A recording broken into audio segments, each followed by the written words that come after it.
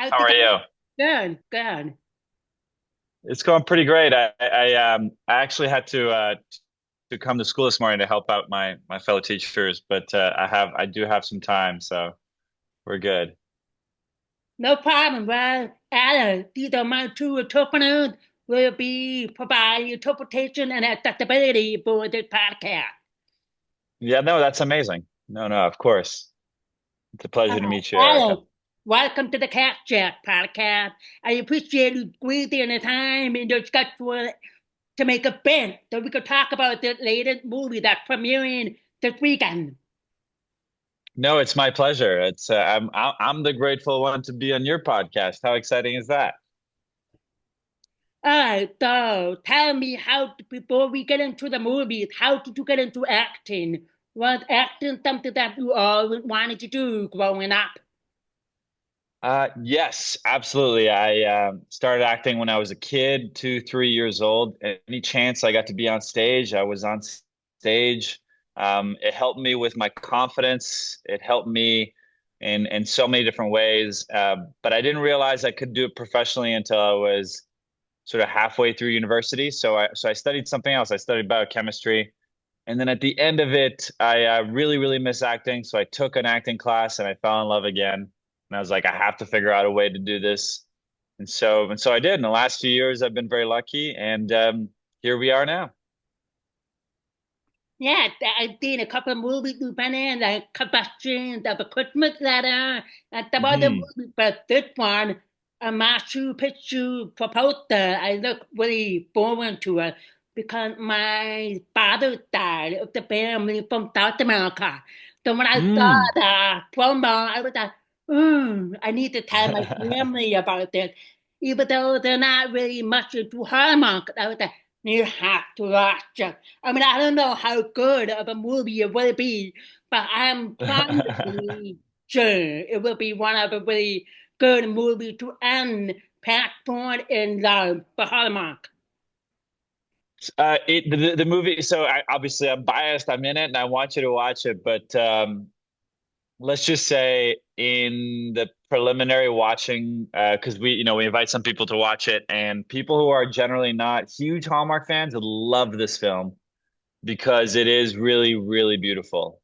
Like, yes, the story is a Hallmark story, and there's love, and the boy maybe gets the girl. I can't tell you that. But the movie is just stunning from beginning to end. Like Peru really plays a huge role in it. Peruvian culture, Peruvian food, Peruvian pe people. So it does feel like one of those really exciting travelogues, like HBO, almost like in-depth pursuit of Peruvian food, you know?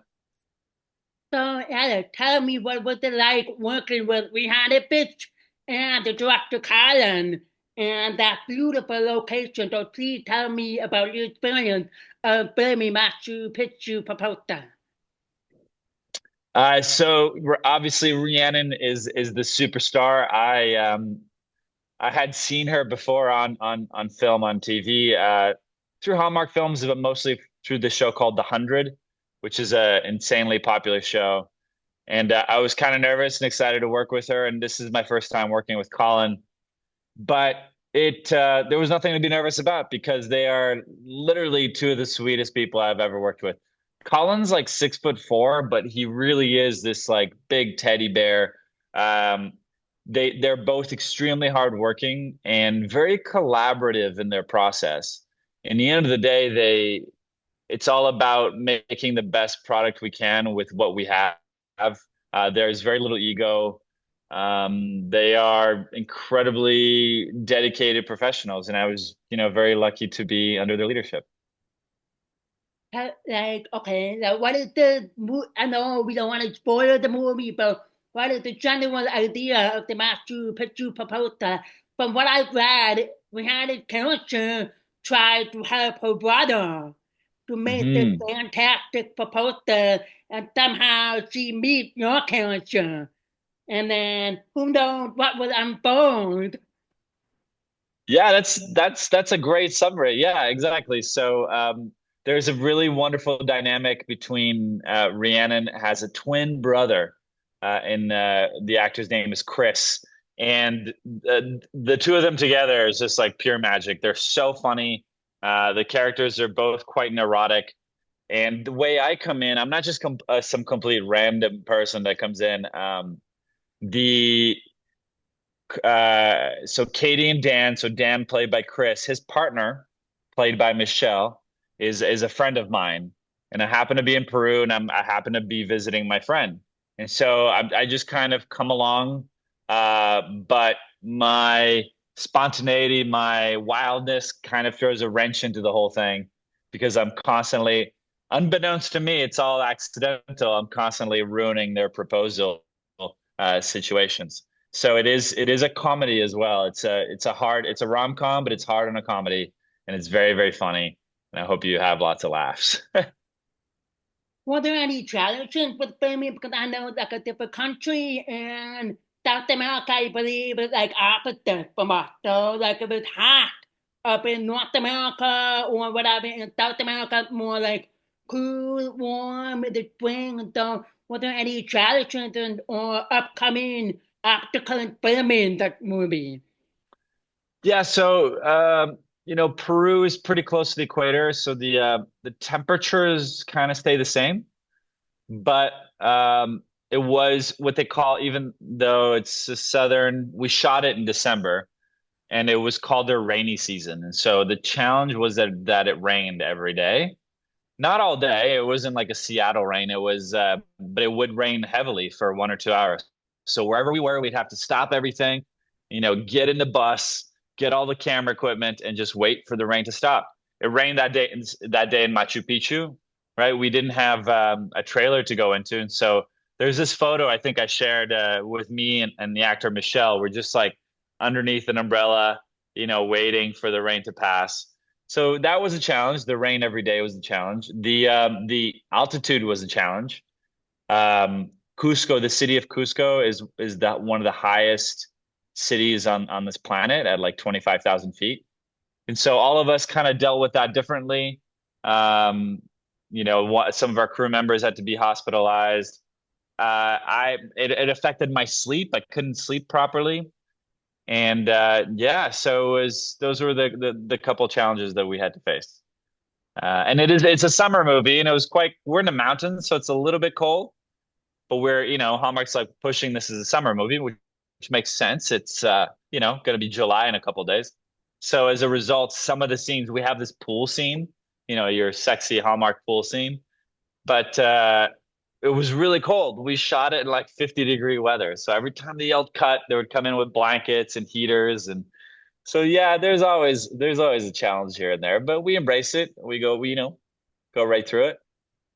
Yeah, it's amazing because I like to see kind of different Hallmark movies really made a film, whether it's the summer or in a complete different location. And you thought, oh, not bad of a location, but sometimes these locations have temperatures you do not expect. Like, oh, when we filmed it, it was so cold. and we had a pause, warm up, and then get back into action. So I've always pretty curious about different kinds of location, timing, weather-wise, and see if it was actually that weather or no, it was completely different. Yeah, no, exactly. So I mean, there in some scenes where in that scene, there was one moment I was so cold that I couldn't control my like bottom lip from quivering, and so Colin would be like, "Cut!" Like Alec, like you're like it's like I can't even tell my face is shaking right now. At least when you're shooting the Christmas movies in July, and you're sweating, at least the person can come in and dab your sweat off, or you can have a fan on your back, or sometimes we've strapped ice packs on our legs. But when it's the opposite, it's hard. It's hard to hide when you're really cold. You've got goosebumps on your skin. Difficult. Do you have any favorite moment or favorite scene or stories you'd like to tell us while filming Machu Picchu? I mean, there's every day felt like an adventure. There I can look back and I can go back on our schedule and be like, oh, this is my favorite thing of that day. Obviously, seeing Machu Picchu for the first time was a dream come true.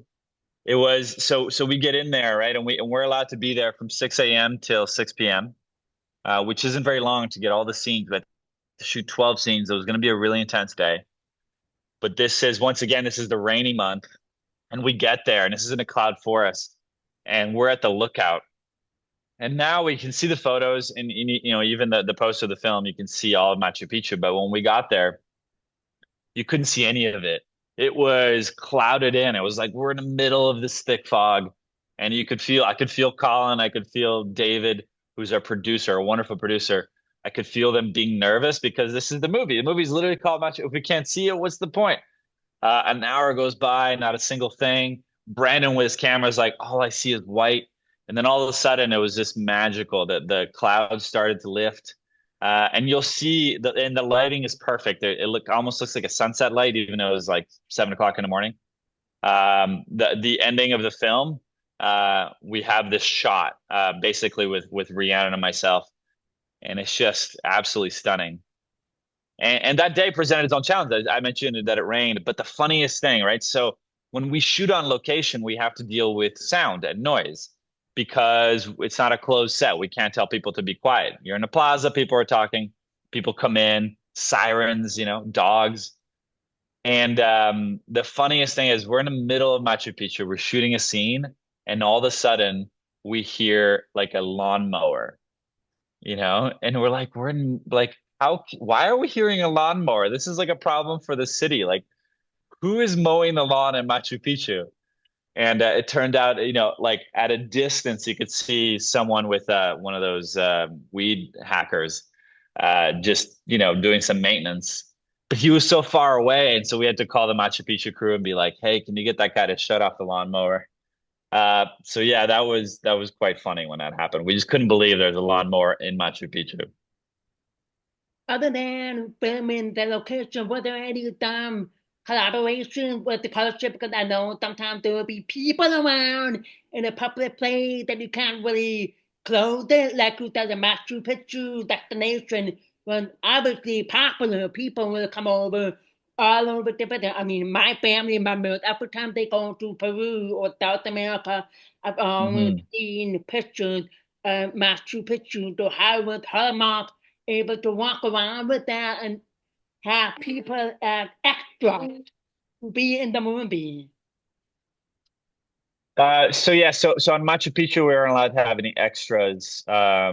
We had to bring all of our equipment with us. The extras in that scene that you see are actually members of the crew. So that's kind of funny. Our writer's in it. She actually she puts herself in the movie. But as far as the culture goes, between the writer and the production, Juliana, um, Colin, they were very conscientious. Okay, this is a travel movie, but this is an immersion movie. We're gonna get to know Peru. We're gonna get to know Peruvian food, and so all the other characters are and what we're in Peru. So other than me visiting Peru and Dan and Katie, played by Rhiannon and Chris, everyone else there is Peruvian, right? There's a scene where I'm asking about this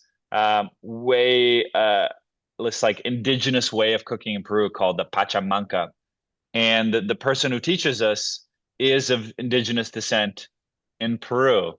Um, we have a wonderful textile scene taught to us by descendants from the Inca, these women who have been doing it for generations. We have a scene with a 200-year-old oven, and we did get Peruvian actors to then enact this. Every time we made sure through production that we were doing representation correctly. Because at the end of the day, we wanted to look authentic, sound authentic, and really be authentic. And so there was tremendous care into that. During the filming, how long did it take for filming? I mean, what was the typical schedule like, depending on, like you said, the weather? Was there moments we're gonna do this? Oh, we can't do that because the weather or the location, so we jump over to a different skiing film. So what was the typical schedule like for the filming? Yeah, so even that day in Machu Picchu, we changed it around because of potential weather. We had every day, right? There's your shot list, but because we were a small crew, because we only were operating with one camera, which is very atypical. This is the first time I've only operated with one camera. And we were able to pivot on the go. Like if something didn't work, we went somewhere else, which is also once again very unusual.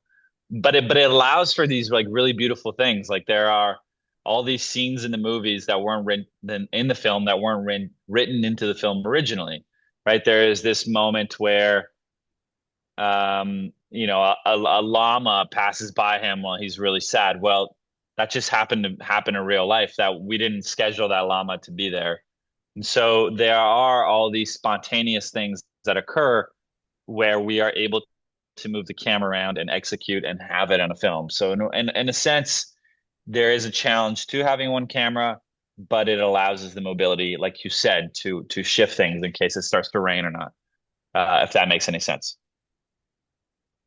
Yeah, definitely. I've never really thought of a Hallmark movie or any kind of movie in general. Vibes in an interview. To Sorry, one second. Yeah, go ahead. I apologize. It's Yep. okay. It's really interesting to see how the film is made with one camera. I cannot imagine how much of a challenge or the flexibility or how easy it is for to be filmed with one camera. So I'm excited to see how the movie turned out. Yeah, no, I think you're going to be delighted. Even if you watch this movie with no sound, it's still like an incredible movie. I was blown away by the production quality of it. What was I know some of the movies they do the last scene first or the middle. So what was the couple of the first movie scenes you shot? So, I mean, here's a bit of a trivia for the movie. A Hallmark movie may always end in a kiss, and usually, I mean, in my experience, is my only my third movie with them. Usually, the actors have some time to um, adjust, sometimes to create real chemistry between the two of them to get to know each other. That by the time that kiss comes, it looks and feels real. Uh, However, Rhiannon and I were taxed with that kiss on our second day of shooting. And so, I was a little bit nervous when I watched it, but it is still as magical because that's how much of a professional Rhiannon is. So we shot the end of the movie in our second day. And as I mentioned, I couldn't sleep because of the altitude sickness. And Rhiannon had just come off, she was ill. She was sick for about a week because she had just finished shooting Polar Opposites. And so we had just met each other. I couldn't, I have no sleep. She was pretty sick. She was coughing a lot. But it almost like leads to this secondary layer of desperation when two people, have so many feelings for each other. They don't know what to say. They don't know how to express, and it only explodes into this kiss. So I feel like it adds to the scene, and you will see why it adds to the scene. But yeah, we were talking about how strange that was that we were kissing in the second day without really knowing each other. But that's what happens sometimes in movies. Definitely. So, um, that's all of the questions I had for the Machu Picchu. But did you have any challenges like you said you can't handle the llama walking by? Did you have any experience working or doing a scene with animals, alpacas, llamas, or any kind of animal from South America?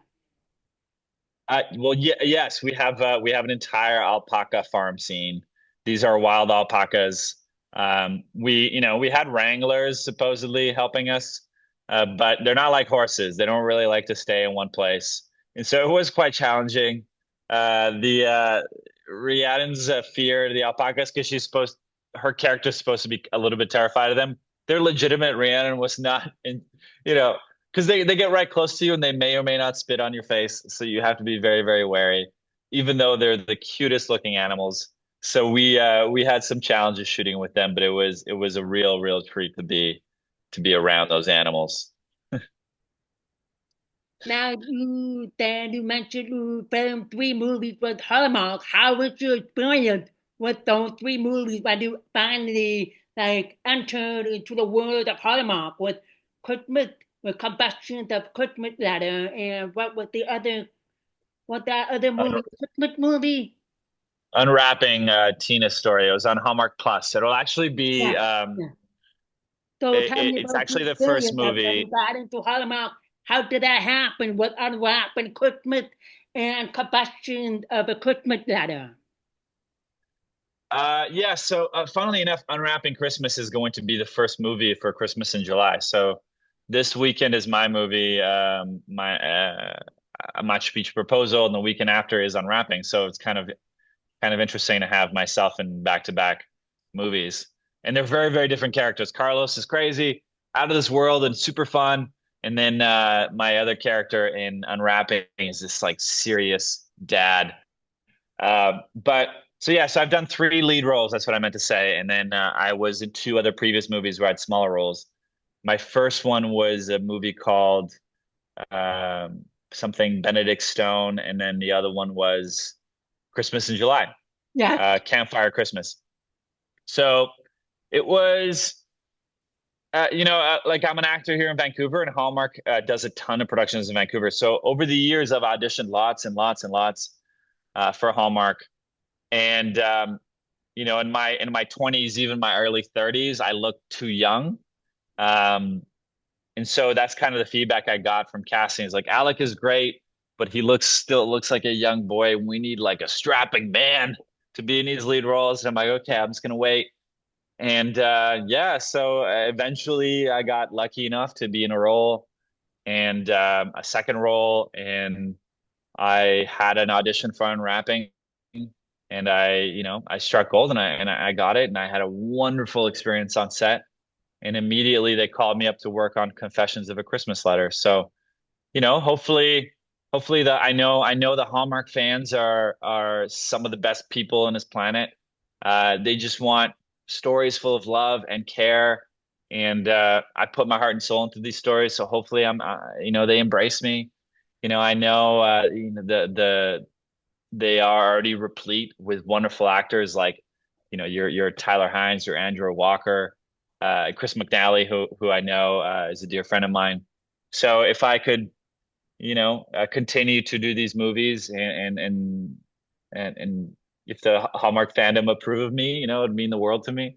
So hopefully it keeps on going because I really, really do enjoy shooting them, and I hope it's a partnership to last for a while. Do you have any role? Do you have any preference of what kind of role to play? Are you more of like a comedy side or romance, or do you prefer a little bit of a dark side or grumpy? So any of those roles, do you have a preference, or just want to like touch base on and get an experience at personal growth as an actor?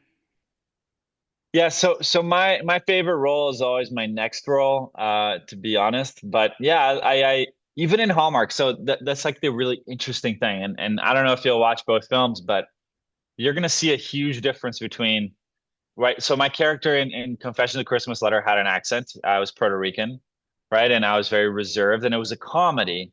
Although the comedy was happening around me, I played almost a straight man character. And then Unwrapping, I'm like this serious dad. And then on this one, I'm like this wild. So even though lead Hallmark actors tend to play similar characters, they're very different. So it's kind of cool that I get to play three different people, three different leads, if you may, for Hallmark. But yeah, I do love the drama. I do love the police procedural. I do love playing the bad guy. I was in a role in a movie with Catherine Zeta-Jones. I played one of her drug dealers, and I really enjoyed doing that. There's an abandonment because I'm not a bad guy in real life. I'm scared, like I behave. But when you're in a film, and the police isn't a real police, and you're not going to go to jail forever, that's really fun. That's really fun.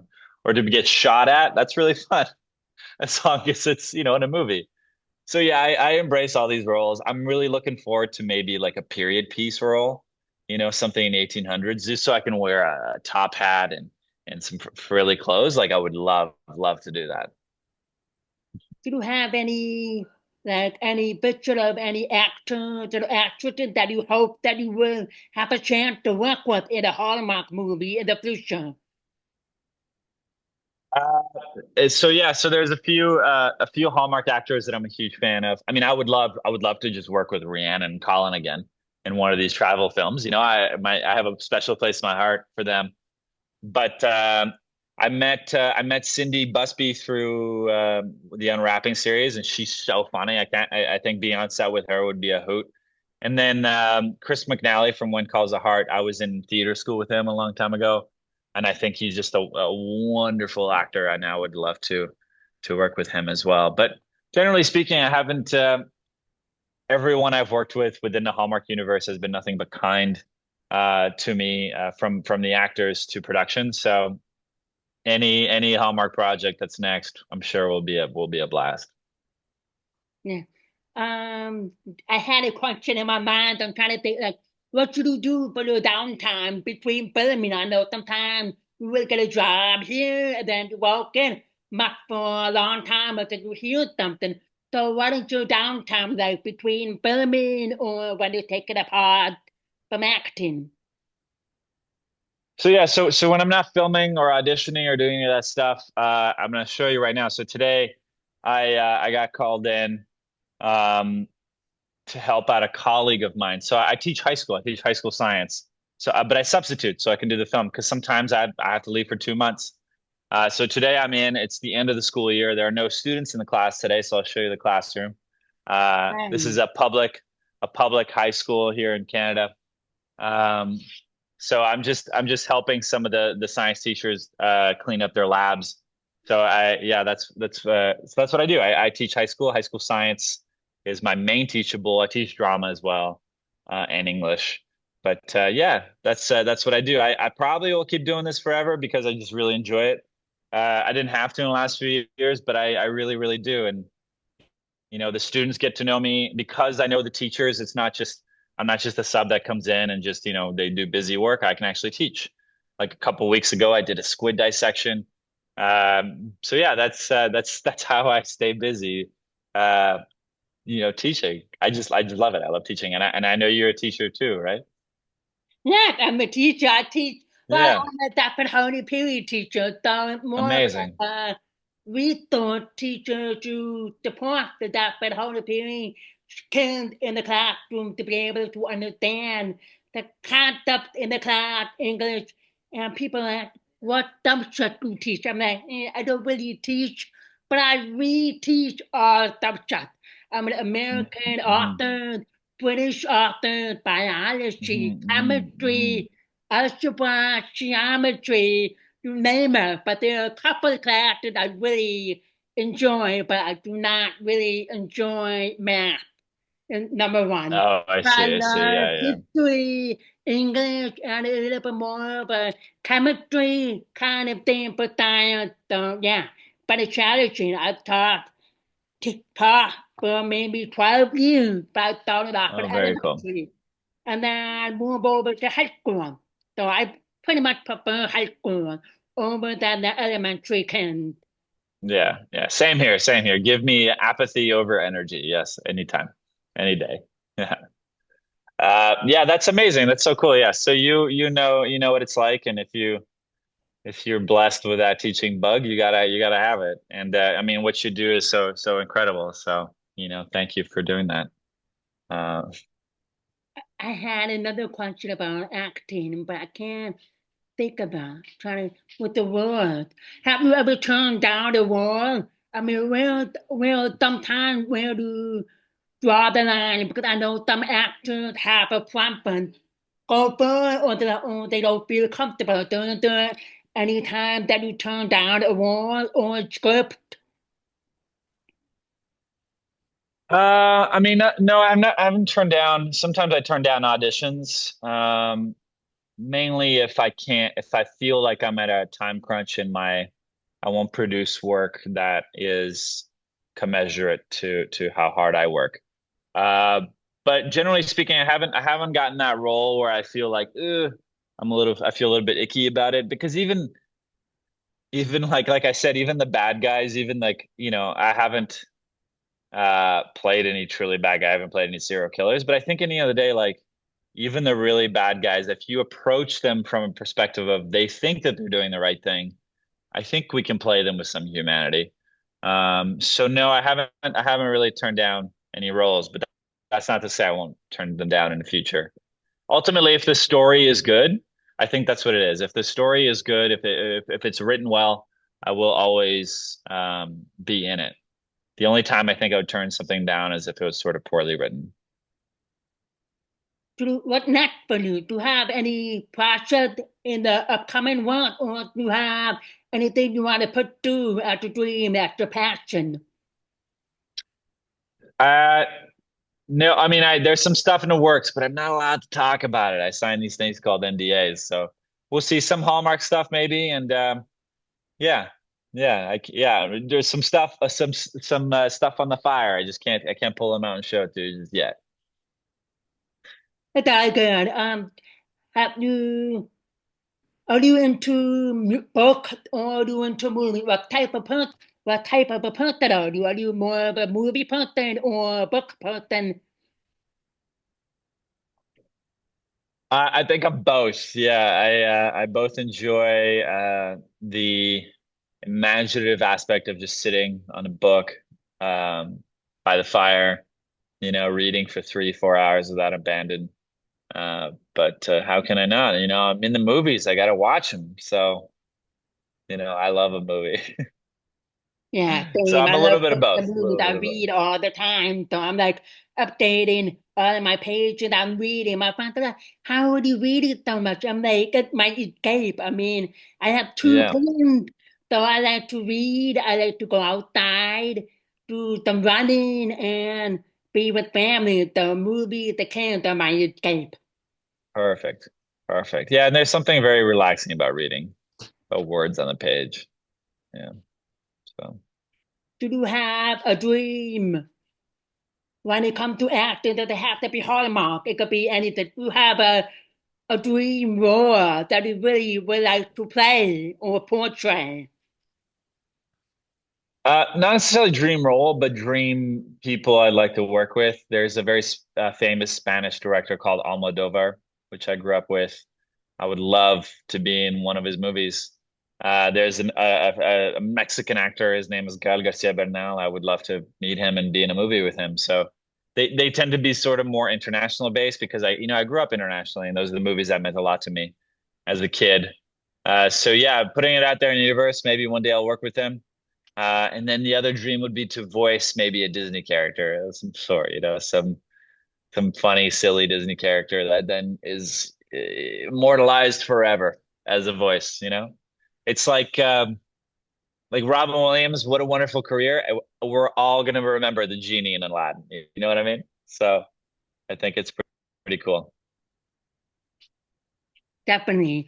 That's really pretty much what I have for you, Alex. So I really appreciate you squeezing in your time and your schedule for coming on to the Cat Chat podcast. Well, thank you. No, it was my pleasure. Thank you so much for inviting me. I'm so glad it worked out, and thank you, our Eric, our interpreter, for coming along. Definitely. And make sure to tune in a proposal, Machu Picchu proposal that's premiering on Saturday. Watch out for Alec Santos and Rhiannon Fish. Please watch out. Thank you. All Thank you right. so Have a good much. afternoon, Alec. Bye bye. Ciao.